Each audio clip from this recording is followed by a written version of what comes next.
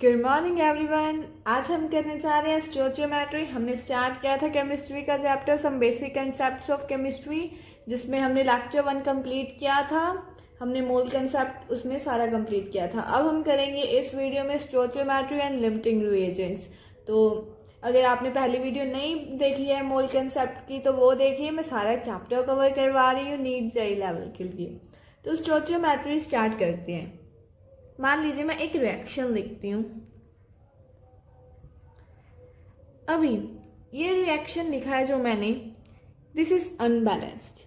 सबसे पहले तो हमने रिएक्शन को बैलेंस करना है, वरना हमारी इक्वेशन जो है वो किसी काम की नहीं है। सब कुछ गलत निकलेगा। न्यूमेरिकल सॉल्व करेंगे गलत होंगे। तो सबसे पहले इसे हम बैलेंस करते हैं, इसे हम बैलेंस्ड इक्वेशन बनाते हैं। तो जो कोफिशिएंट्स हमने यूज़ किए हैं 3 और 2, ये हमारे होते हैं स्टोचियोमेट्री। ये हमारे होते हैं stoichiometry. Stoichiometry is completely based on numericals. सिर्फ न्यूमेरिकल्स ही होते हैं। डिफिकल्ट न्यूमेरिकल्स होते हैं, पर जितनी आप प्रैक्टिस करोगे उतनी ईजी हो जाएगी आपके लिए स्टोचियोमेट्री। बिकॉज बच्चे कहते हैं कि ये बहुत डिफिकल्ट है। सबसे पहले मेरे की कंसेप्ट से समझना बहुत आसान लगेगी स्टोचियोमेट्री। आप चुटकियों के साथ सारे न्यूमेरिकल्स करोगे। तो देखिए, सबसे पहले एक एग्जांपल करवाती हूँ आपको। मान लीजिए मेरे पास कार्बन है। कार्बन एंड ऑक्सीजन के साथ मैंने कार्बन डाइऑक्साइड बनाई। This equation is completely balanced. This equation is completely balanced. देखिए, मुझे क्वेश्चन स्टोचियोमेट्री से ऐसे आएंगे कि अगर मेरे पास 6 ग्राम कार्बन है तो कार्बन डाइऑक्साइड कितनी प्रोड्यूस होगी, मुझे ये बताना है। ऐसे क्वेश्चंस आते हैं स्टोचियोमेट्री में। तो देखिए, अगर मेरे पास एक्चुअल में सबकी कंसेप्ट क्या है, सबसे पहले हमने लिखना है एक्चुअल में जो रियलिटी है। जो रियलिटी है, रियल में कार्बन का जो मास होता है वो होता है 12 ग्राम। 12 ग्राम कार्बन हो तो 44 ग्राम कार्बन डाइऑक्साइड निकलती है। हमेशा गिवन जो हमें पता है हमने वो लिखना है। फिर हम लिखेंगे 1 ग्राम के लिए। अगर 1 ग्राम के लिए बात करूं कि अगर 1 ग्राम कार्बन हो तो कितनी कार्बन डाइऑक्साइड प्रोड्यूस होगी, 44 को डिवाइड कर दो 12 से, 1 ग्राम कार्बन डाइऑक्साइड, इतनी कार्बन डाइऑक्साइड प्रोड्यूस होगी। बस यही है 1 ग्राम के लिए। अभी मुझे निकालना है 6 ग्राम के लिए। क्या करेंगे, जब मेरे पास 1 है तो मैं इसको मल्टीप्लाई कर दूंगी 6 के साथ। ऐसा ही होता है ना। अगर मान लीजिए कि मेरे पास एक पेन की कॉस्ट है 10, तो मैंने 6 पेन्स लेने हैं।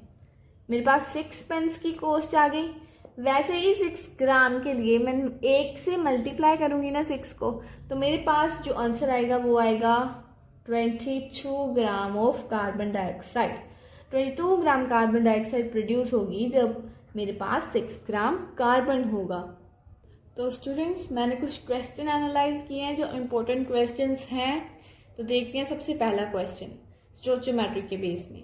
What mass of slack lime, कहते हैं स्लेक लाइम का कितना मास होगा, मतलब कितना स्लेक लाइम चाहिए होगा required to decompose completely 4 gram of ammonium chloride. 4 gram ammonium chloride, 4 gram ammonium chloride को कंप्लीटली डिकम्पोज करने के लिए कितना स्लेक लाइम चाहिए होगा। तो इक्वेशन हम गिवन है। समटाइम्स इक्वेशन गिवन नहीं होती है तो बहुत बढ़िया बात है। दूसरी बात, ये बैलेंस्ड इक्वेशन गिवन है। ठीक है जी। तो सबसे पहले मैं slack lime and ammonium chloride का कितना मास है एक्चुअल में वो निकाल लेती हूँ। आपको निकालना मैंने सिखाया है मोल कंसेप्ट वीडियो में, पिछली लेक्चर में, तो वो जाकर देखिए अगर नहीं आता तो। इसका जो होता है 74 ग्राम, इसका हमारा मोल मास आएगा 107 ग्राम। ये हो गया हमारा एक्चुअल में इन दोनों का मोलर मास। तो मैं बताती हूँ आपको कि अगर मेरे पास 107 ग्राम अमोनियम क्लोराइड हो तो 74 ग्राम हमारे पास स्लेक लाइम होगा। मतलब 74 ग्राम स्लेक लाइम कंप्लीटली डिकम्पोज कर देगा 107 ग्राम ऑफ NaCl। ठीक है जी। पर क्वेश्चन में उन्होंने कहा है कि 4 ग्राम अमोनियम क्लोराइड है, 4 ग्राम अमोनियम क्लोराइड है। तो सबसे पहले एक का निकाल लेते हैं, अमोनियम क्लोराइड। देखिए हमारे पास 74 ग्राम स्लेक लाइम है ना, जो वो कंप्लीटली डिकम्पोज कर देता है 107 ग्राम अमोनियम क्लोराइड को। ये बात समझिए। फिर मैंने निकाल लिया 1 ग्राम। अगर मेरे पास 1 ग्राम हो तो मैं इसका भी 1 ग्राम निकाल सकती हूँ 107। यही ट्रिक मैंने आपको सिखाई थी, यही है। अभी मेरे पास उन्होंने कहा है कि 4 ग्राम अमोनियम क्लोराइड है, 4 ग्राम अमोनियम क्लोराइड है, कि 4 ग्राम अमोनियम क्लोराइड को डिकम्पोज करना है तो कितना स्लेक लाइम चाहिए होगा। बस वही कंसेप्ट है, 4 के साथ मल्टीप्लाई कर दूंगी। जो इसका आंसर आएगा, आंसर आप खुद निकालना और कमेंट करके बताना उतना स्लेक लाइम चाहिए होगा to decompose 4 gram of ammonium chloride. तो स्टूडेंट्स नेक्स्ट क्वेश्चन देखिए, बहुत अच्छा क्वेश्चन है, जेई लेवल का क्वेश्चन है कि कितने मोल्स चाहिए हैं मीथेन के। कितने मोल्स मीथेन के चाहिए होंगे कि 22 ग्राम कार्बन डाइऑक्साइड आ जाए हमारे पास, प्रोड्यूस हो कंबोशन के बाद। तो कंबोशन रिएक्शन होता है, मतलब हीट, वो जो कार्बन डाइऑक्साइड एंड वाटर निकलता है एज अ प्रोडक्ट। तो सबसे पहले इक्वेशन लिखते हैं। कंबोशन हो रहा है तो ऑक्सीजन के साथ होगा, carbon dioxide and water as a product निकलेंगे। इसे बैलेंस करेंगे तो ये बैलेंस कर दी इक्वेशन सबसे पहले। तो मैंने आपको बताया है क्या करना है, वही की कंसेप्ट स्टोइचियोमेट्री के यूज करेंगे फिर से हम, कि अगर मेरे पास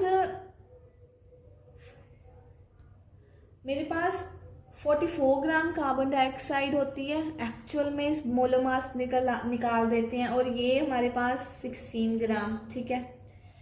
मैं बता रही हूँ कि अगर मेरे पास 44 ग्राम कार्बन डाइऑक्साइड प्रोड्यूस होगी, अगर 16 ग्राम मीथेन हो, कि मेरे पास 44 ग्राम कार्बन डाइऑक्साइड प्रोड्यूस होगी अगर 16 ग्राम मीथेन हो। 1 ग्राम के लिए निकाल लें, 1 ग्राम कार्बन डाइऑक्साइड प्रोड्यूस करनी है तो 16/44 मीथेन चाहिए होगा। पर मुझे क्या कहा गया है कि 22 ग्राम कार्बन डाइऑक्साइड प्रोड्यूस होने चाहिए, तो यहाँ पर लिख देते हैं 22 ग्राम कार्बन डाइऑक्साइड। तो इसे हम मल्टीप्लाई करेंगे तो कटिंग कर कर जो आंसर आएगा मेरे पास 8 ग्राम मीथेन। अभी मेरे पास 8 ग्राम मीथेन आया, पर मुझे मोल्स पूछे हैं उन्होंने, हाउ मैनी मोल्स, उन्होंने मोल्स कहा है, मुझे ग्राम में आंसर नहीं चाहिए, मुझे मोल्स निकालने पड़ेंगे। तो मोल्स निकालने के लिए मेरे पास फॉर्मूला है जो मैंने आपको करवाया है, given mass over molar mass. Given mass जो हमारे पास अभी मास आया है 8 ग्राम, मोलर मास हमें मीथेन का चाहिए ना, मीथेन का, तो मीथेन का यूज करेंगे। ये 8 ग्राम मीथेन का यूज किया, मोलर मास मीथेन का यूज करेंगे 1/2 हमारे मोल्स आ गए। ये ही हमारा आंसर है। अगर मैं आपको लॉजिकली ये क्वेश्चन करवाती तो बहुत इजी होगा। देखिए मेरे पास 44 ग्राम, एक्चुअल में 44 ग्राम होती है कार्बन डाइऑक्साइड, पर यहाँ पर हाफ है। एक्चुअल में 44 ग्राम होती है, यहाँ पर उसका हाफ है, तो ये मीथेन के मोल्स भी तो हाफ ही आएंगे। मीथेन के पास कितने मोल्स हैं, एक ही तो मोल है, एक ही तो मोल है, यहाँ पर कुछ नहीं है, मतलब एक ही तो मोल है, 1 मोल का हाफ 1/2। ये लॉजिकली आप कर सकते थे क्वेश्चंस। यहाँ पर मोल्स कितने हैं, 2 मोल्स, यहाँ पर 1 मोल्स, यहाँ पर 2 मोल्स, ये होते हैं मोल्स। तो ये लॉजिकली भी आप क्वेश्चन कर सकते थे। तो स्टूडेंट्स एक और क्वेश्चन कर लेते हैं स्टोइचियोमेट्री के बेस पर, इसके बाद लिमिटिंग रिएजेंट स्टार्ट करते हैं। बहुत अच्छा क्वेश्चन है ये भी, ये परसेंटेज पर है। तो इन्होंने कहा यहाँ पर कि मास बताओ 60% मास H2SO4 का जो चाहिए होगा हमें, 60% H2SO4 का मास जो हमें चाहिए 50 ग्राम चोक को डिकम्पोज करने के लिए। उनके कहने का मतलब है कि 60% कुछ मास होगा H2SO4 का जो डिकम्पोज कर देगा 50 ग्राम चौक को। 60% कुछ मास होगा, मतलब कुछ मास है X, वो डिकम्पोज कर देगा 50 ग्राम चौक। वो 60% मास X जो मास है वो कितना है वो बताना है हमें। तो वही कंसेप्ट यूज करेंगे कि सबसे पहले हम लिख देते हैं कि एक्चुअल मोलर मास 100 ग्राम जो चोक है, जो हमारे पास एक्चुअल मोलर मास इसका 100 ग्राम ही है। अगर ये 100 ग्राम हो तो 98 ग्राम H2SO4 का मास होगा, ठीक है ना। 98 ग्राम H2SO4 इसको डिकम्पोज कर देगा। मतलब अगर मेरे पास 100 ग्राम ये है तो ये इतना होना चाहिए 98 ग्राम। तो वही मैं 1 ग्राम के लिए निकाल लेती हूँ। 98/100 ग्राम हो गया H2SO4। मुझे चाहिए कितना, 50 ग्राम के लिए। जो चीज़ हमें गिवन होती है ना, जैसे 50 ग्राम चोक गिवन है तो मैंने चोक वाला इधर लिख दिया है लेफ्ट हैंड साइड, ऐसे ही आपने करना। 50 ग्राम के लिए 98 मल्टीप्लाई बाय 50 ओवर हमें 100 है। तो इसका जो आंसर आएगा वो आप कैलकुलेट कर लीजिएगा, इसका आंसर 49 ग्राम आएगा, ठीक है। मतलब 50 ग्राम चोक को डिकम्पोज करने के लिए 49 ग्राम H2SO4 चाहिए। ये 49 ग्राम 60% ही है H2SO4 का, सॉरी 60% नहीं है, अभी हमने 60% निकालना है। 60% निकालने के लिए वही परसेंटेज निकालते हैं जैसे हमने छोटी क्लासेस में सीखा हुआ है परसेंटेज कैसे निकालनी है। जितना मास है वो में 60 100 के साथ अभी से कैलकुलेट कर लीजिएगा, आपके पास 60% मास आ जाएगा।